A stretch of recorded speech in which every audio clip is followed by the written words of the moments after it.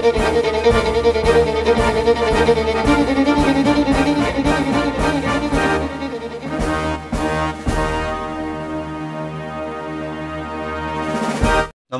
আমি সাম্য। ব্রততী পরম্পরা ডিজিটাল নিউজে আপনাদের স্বাগত। আজকের শিরোনামে তরুণী চিকিৎসকের মৃত্যু, উত্তাল আরজিকর। প্রয়াত বুদ্ধদেব, বাম দুর্গে ইন্দ্রপতন। সোনার বাংলায় অশান্তির কালো ছায়া। শেষ হচ্ছে প্যারিস অলিম্পিক 2024।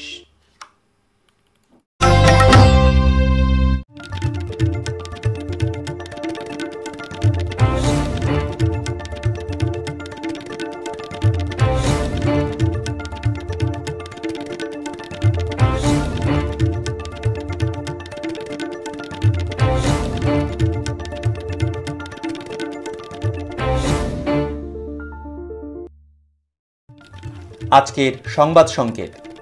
রেলের দুর্ঘটনার সমস্যা দূর করার জন্য রেল মন্ত্রকের তরফ থেকে একটি অত্যাধুনিক ইলেকট্রনিক সিস্টেম ডিজাইন করা হয়েছে, যাতে রয়েছে একটি সেন্সর ভিত্তিক স্বয়ংক্রিয় ব্যবস্থা, যার ফলে ট্রেনের ব্রেকিং সিস্টেম বা ড্রাইভার জরুরি অবস্থায় ট্রেন থামাতে ব্যর্থ হলেও স্বয়ংক্রিয়ভাবে ট্রেনটি থেমে যাবে, ফলে বিপদ থেকে রক্ষা পাওয়া যাবে। এই ইলেকট্রনিক সিস্টেমটির নাম দেওয়া হয়েছে কবচ। 7ই অগস্ট বিজ্ঞান, প্রযুক্তি এবং উদ্ভাবনের ক্ষেত্রে বিশেষ অবদানের জন্য বিজ্ঞান পুরস্কার পেলেন দেশের 32 জন বিজ্ঞানী এবং তৃতীয় চন্দ্রাভিযানের সঙ্গে যুক্ত ইসরোর বিজ্ঞানী দল। সেই তালিকায় আছেন 4 জন বাঙালি বিজ্ঞানীও। বিজ্ঞানশ্রী পাচ্ছেন IIM এর গণিত এবং কম্পিউটার সায়েন্স বিভাগের অধ্যাপক Rahul Mukhopadhyay, Saha institute of nuclear ফিজিক্সের অধ্যাপক নবকুমার মণ্ডল। বিজ্ঞান যুব পুরস্কার পাচ্ছেন রামন রিসার্চ ইনস্টিটিউটের পদার্থবিদ্যার অধ্যাপিকা উর্বশী সিংহ এবং পরিবেশবিদ্যায় এই পুরস্কার প্রাপক ন্যাশনাল ফরেন্সিক সায়েন্স ইউনিভার্সিটির বাপ্পি পাল। বিশ্ব উষ্ণায়নের প্রকোপে অস্তিত্ব সংকটের মুখে পৃথিবীর বৃহত্তম কোরাল রিফ প্রশান্ত মহাসাগরের গ্রেট ব্যারিয়ার রিফ। 7ই অগস্ট জার্নাল নেচারে প্রকাশিত খবর অনুযায়ী 4 শতকের মধ্যে এত তাপমাত্রা কখনো দেখেনি কোরাল রিফ। সেজন্য তার সাথে মানিয়ে নিতে পারছে না রিফ, ব্লিচড হয়ে পড়ছে রিফ। অবিলম্বে ব্যবস্থা গ্রহণ না করলে এই প্রজন্মের মধ্যে বিলুপ্ত হয়ে যেতে পারে পৃথিবীর লার্জেস্ট লিভিং স্ট্রাকচার।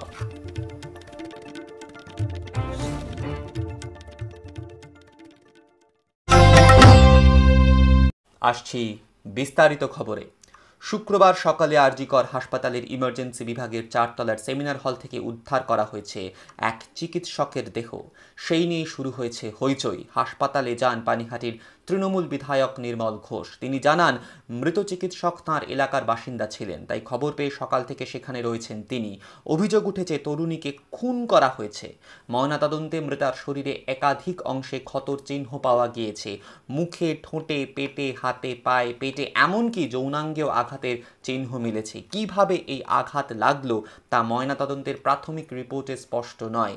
এই কাণ্ডে গ্রেফতারও করা হয়েছে একজনকে। বাংলার বামপন্থী দুর্গে ইন্দ্রপতন। প্রাক্তন মুখ্যমন্ত্রী বুদ্ধদেব ভট্টাচার্যের জীবনাবসান। মৃত্যুকালে তার বয়স হয়েছিল 80 বছর। বৃহস্পতিবার সকালে বুদ্ধদেবের মৃত্যুর খবর জানান তার সন্তান সুচেতন ভট্টাচার্য। সকাল 8:20 পাম অ্যাভিনিউয়ের বাড়িতেই তিনি প্রয়াত হন। সেদিনই তাকে বাড়িতে শ্রদ্ধা জানাতে আসেন মুখ্যমন্ত্রী মমতা বন্দ্যোপাধ্যায়।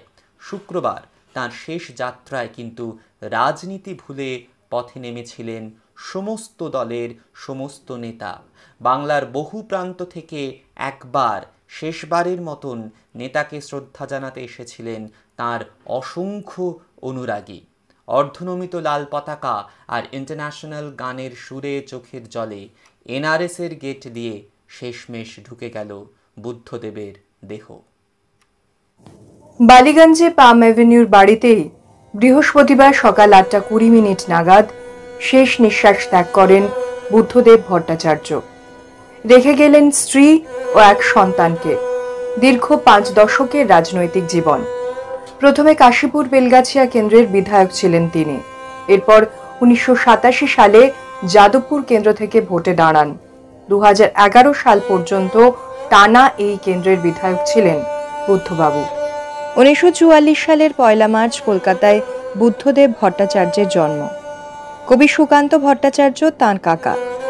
আজীবন বামপন্থায় বিশ্বাসী এই মানুষটির রুচিবোধ নিয়ে এখনও চর্চা হয়। রাজনীতির পাশাপাশি সাহিত্য চর্চাতেও সমান আগ্রহ ছিল বুদ্ধবাবুর। শৈলেন্দ্র সরকার বিদ্যালয় থেকে স্কুল জীবন শেষ করে প্রেসিডেন্সিতে বাংলা সাহিত্য নিয়ে পড়াশোনা করেন। এরপর সরকারি স্কুলেই শিক্ষকতা করেন। 1966 সালে সিপিএমের প্রাথমিক সদস্য পদ নেন বুদ্ধদেব বাবু। 1972 সালে সিপিএমের রাজ্য কমিটির সদস্য হিসেবে নির্বাচিত হন। 1977 সালে বিধানসভা ভোটে প্রথমবার লড়াই। 2011 বিধানসভা নির্বাচনের আগে পর্যন্ত সেই জয়যাত্রা অব্যাহত থেকেছে। রাজ্যের বিভিন্ন দপ্তর সামলেছেন তিনি। তথ্য সংস্কৃতি থেকে পর্যটন, নগর উন্নয়ন, কখনো পূর্ণমন্ত্রী, কখনো আবার সাময়িকভাবে সামলেছেন দপ্তর।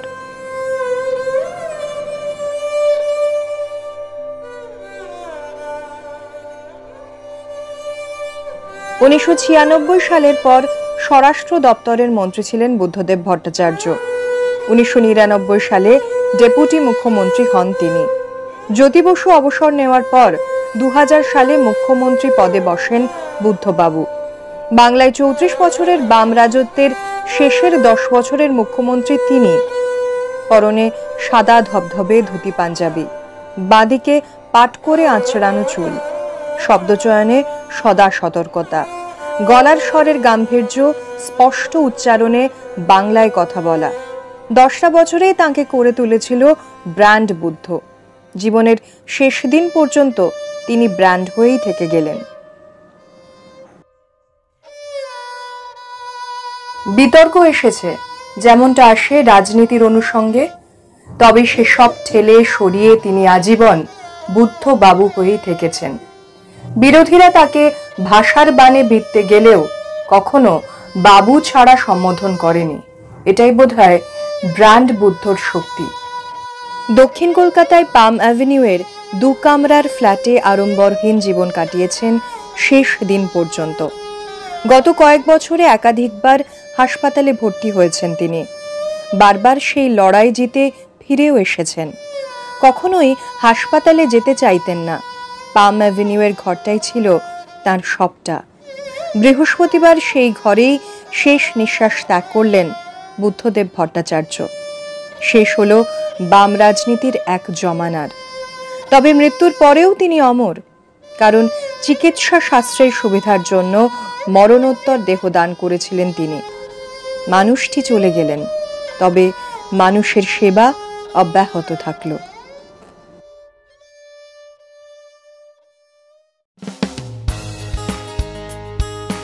ব্রততী পরম্পরা ও কাব্যায়নের বিভিন্ন শাখায় অফলাইন ও অনলাইন আবৃত্তি প্রশিক্ষণের জন্য ভর্তি চলছে। কবির রোড, সল্টলেক, বারাকপুর, সোনারপুর, চুঁচুড়া, বেহালা, শ্রীরামপুর, শ্যামবাজার ও শান্তিনিকেতন শাখায় ভর্তির জন্য যোগাযোগ করুন এই নাম্বারগুলিতে।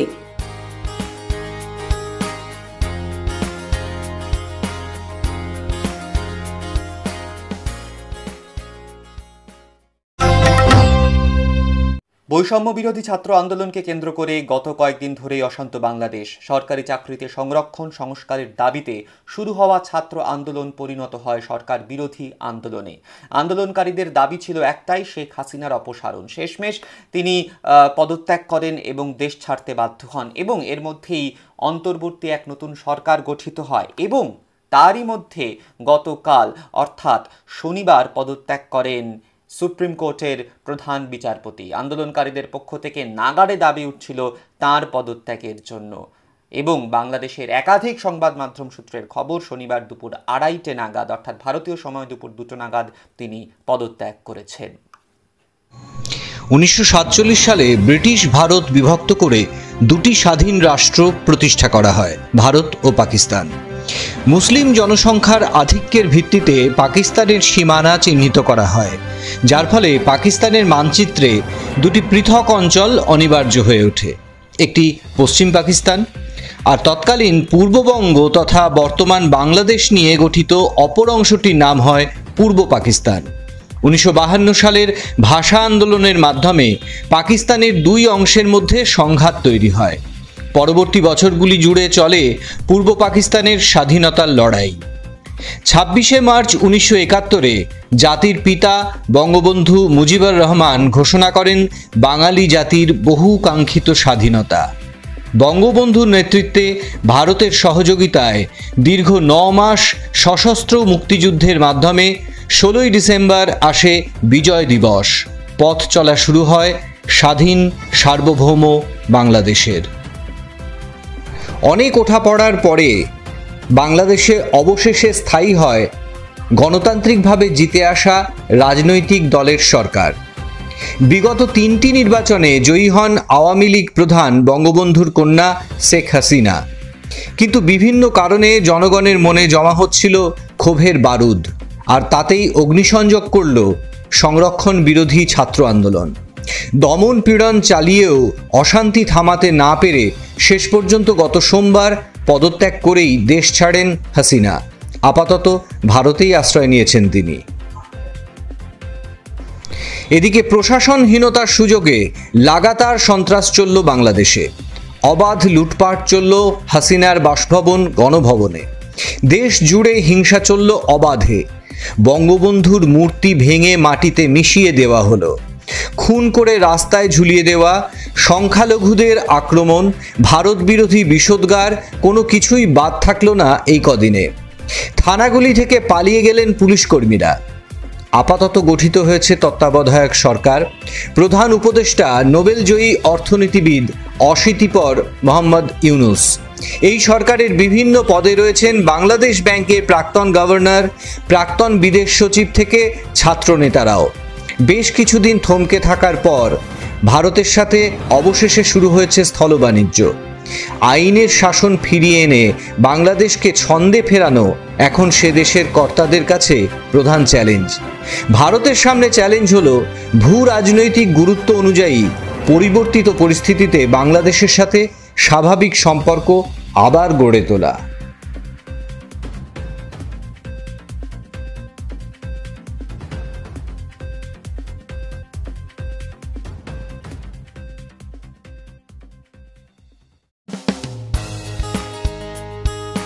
ব্রততী পরম্পরা ও কাব্যায়নের বিভিন্ন শাখায় অফলাইন ও অনলাইন আবৃত্তি প্রশিক্ষণের জন্য ভর্তি চলছে। কবির রোড, সল্টলেক, বারাকপুর, সোনারপুর, চুঁচুড়া, বেহালা, শ্রীরামপুর, শ্যামবাজার ও শান্তিনিকেতন শাখায় ভর্তির জন্য যোগাযোগ করুন এই নাম্বারগুলিতে।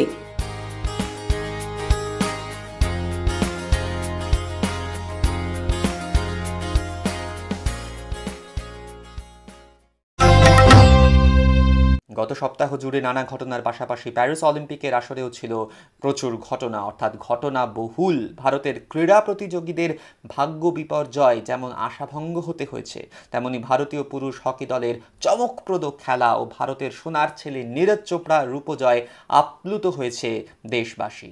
সেই সঙ্গে এক একজন প্রতিভাবান খেলোয়াড় তাদের অনবদ্য পারফরমেন্সে তৈরি করেছেন অলিম্পিক রেকর্ড।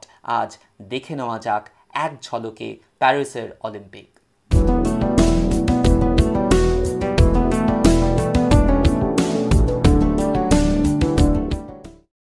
এবছর প্যারিস অলিম্পিকে ভারতের ঝুলিতে 6টি পদক সংগৃহীত হয়েছে, 5টি ব্রোঞ্জ ও 1টি রূপো। এবারের অলিম্পিকে পদক জয়ের তালিকায় ভারত 71তম স্থানে অবস্থান করছে। গত শুক্রবার ভারতের পদক তালিকায় সর্বশেষ ব্রোঞ্জ পদকটি লাভ করেন আমান সেরাওয়াত।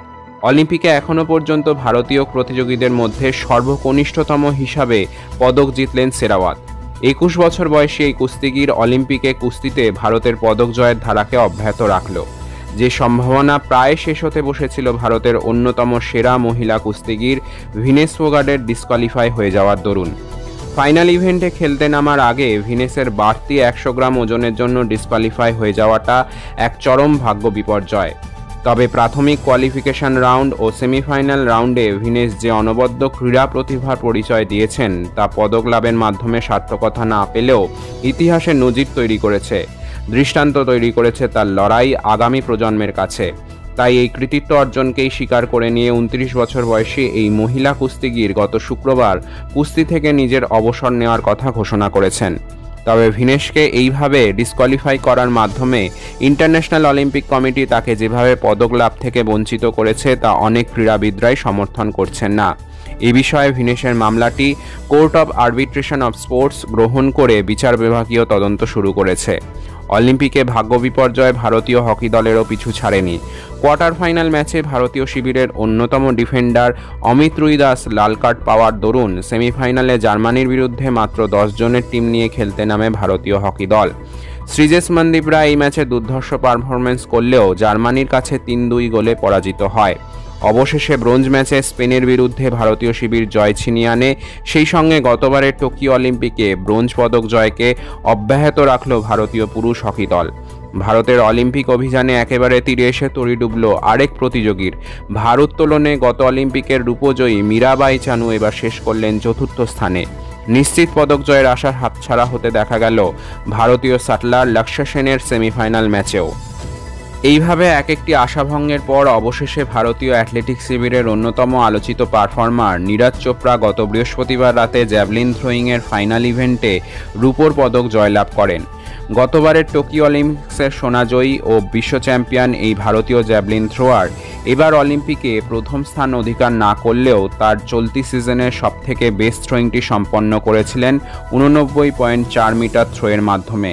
অন্যদিকে জ্যাভলিন থ্রোয়িংয়ে প্রথম স্থানাধিকারী পাকিস্তানের আরশাদ নাদিম নতুন অলিম্পিক রেকর্ড তৈরি করেছেন 92 মিটার থ্রোয়িংয়ের মাধ্যমে। নাদিমের মাধ্যমে পাকিস্তানের এই প্রথম অলিম্পিকে সোনা জয় ঘটল। ভারতের নীরজ চোপড়া ও পাকিস্তানের আরশাদ নাদিম দুই প্রতিবেশী দেশের ক্রীড়া প্রতিযোগীর পদক জয় এবং নিজেদের মধ্যেকার সৌভ্রাতৃত্ববোধ, ক্রীড়া সংস্কৃতিতে প্রতিযোগিতার ঊর্ধ্বে মৈত্রী ও সংহতির প্রতীক হয়ে রইল। আজকের খবর এ পর্যন্তই। চোখ রাখুন ব্রততী পরম্পরা ডিজিটাল নিউজ এবং ব্রততী পরম্পরা ফেসবুক পেজে। নমস্কার।